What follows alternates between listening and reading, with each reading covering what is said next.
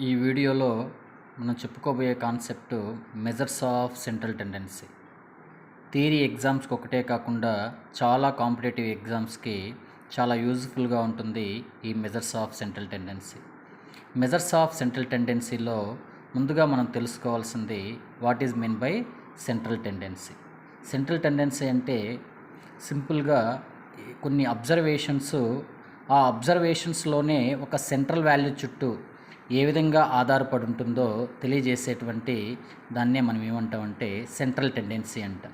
అందుకనే సింపుల్గా ఏమిచ్చినాడంటే the concentration of observations around a central value is known as central tendency. ఆ విధంగా ఆ సెంట్రల్ టెండెన్సీని ఏవైతే మెజర్ చేస్తూ ఉంటాయో వాటినే మనం ఏమంటామంటే మెజర్స్ ఆఫ్ సెంట్రల్ టెండెన్సీ అంటాం. ఈ మెజర్స్ ఆఫ్ సెంట్రల్ టెండెన్సీలో మనకు 5 ఇంపార్టెంట్ మెజర్స్ ఉన్నాయి. వాటిలో arithmetic mean, median, mode, geometric mean and harmonic మీను.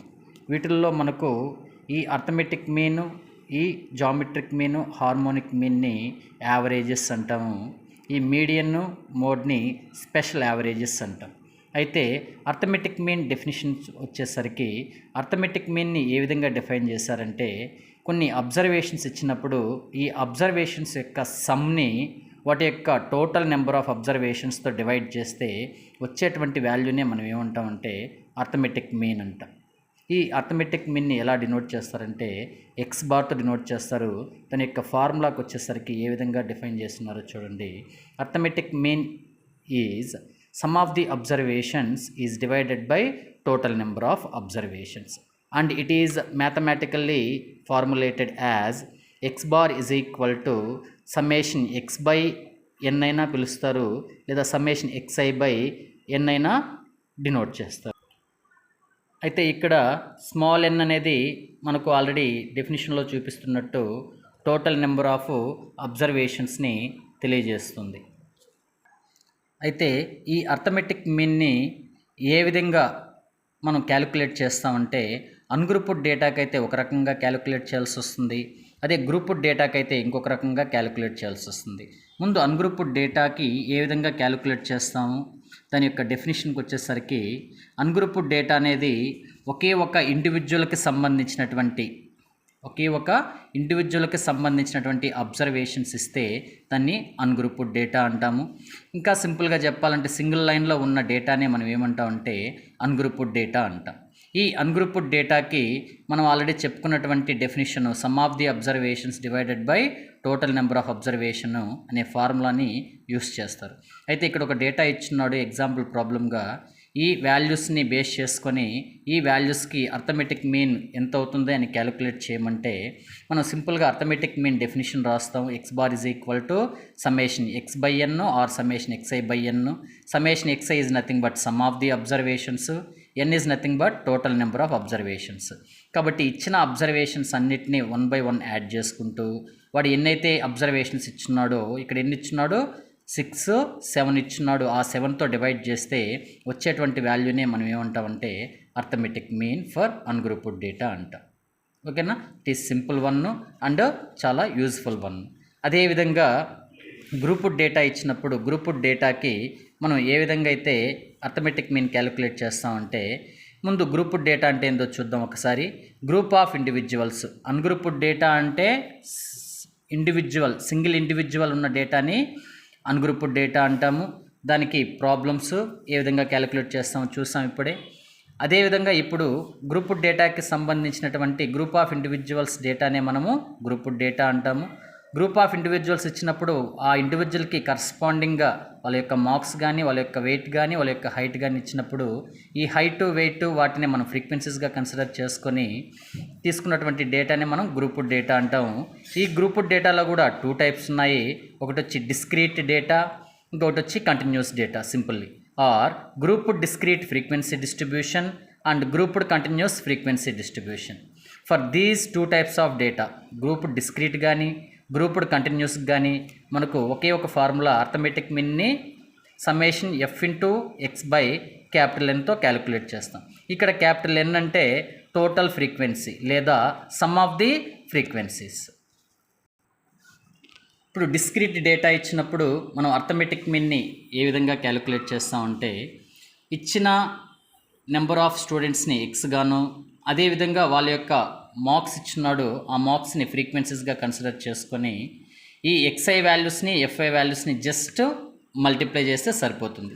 కాబట్టి 1 × 40 40, 2 × 50 100, 3 × 70 210.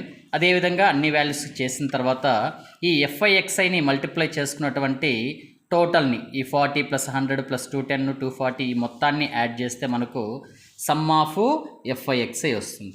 అదేవిధంగా ఎన్ అంటే ఇంతకుముందే చెప్పాను టోటల్ ఫ్రీక్వెన్సీ అని చెప్పి ఈ ఫ్రీక్వెన్సీస్ మొత్తాన్ని యాడ్ చేసుకుంటూ వెళ్తే మనకు ఈ సమ్ వస్తుంది. ఈ సమ్నే మనం సింపుల్గా క్యాపిటల్ ఎన్తో డినోట్ చేస్తాము లేదా దీన్నే టోటల్ ఫ్రీక్వెన్సీ అంటాం.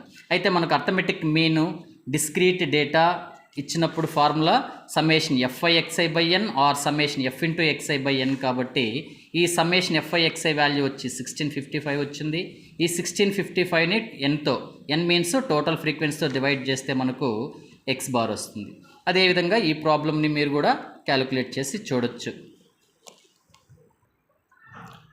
అదేవిధంగా grouped continuous data, simply continuous data అనేది థియరీ ఎగ్జామ్స్కి చాలా ఇంపార్టెంట్. కాబట్టి continuous data is nothing but class interval problem. Class intervals ఇస్తాడు. డిస్క్రీట్ డేటాలు అయితే డిస్క్రీట్ వాల్యూస్ ఇస్తాడు 1 2 3 10 12 అట్లా. అదే కంటిన్యూస్ డేటా అయితే క్లాస్ ఇంటర్వల్స్ ఇస్తాడు. లిమిట్స్ ఉంటాయి, లోయర్ లిమిట్ ఉంటుంది, అప్పర్ లిమిట్స్ ఉంటుంది. ఈ విధంగా లిమిట్స్లో ఉన్న ఏ డేటా అయినా కూడా మనం ఏం డేటా అని చెప్తామంటే కంటిన్యూస్ డేటా అని చెప్తాము.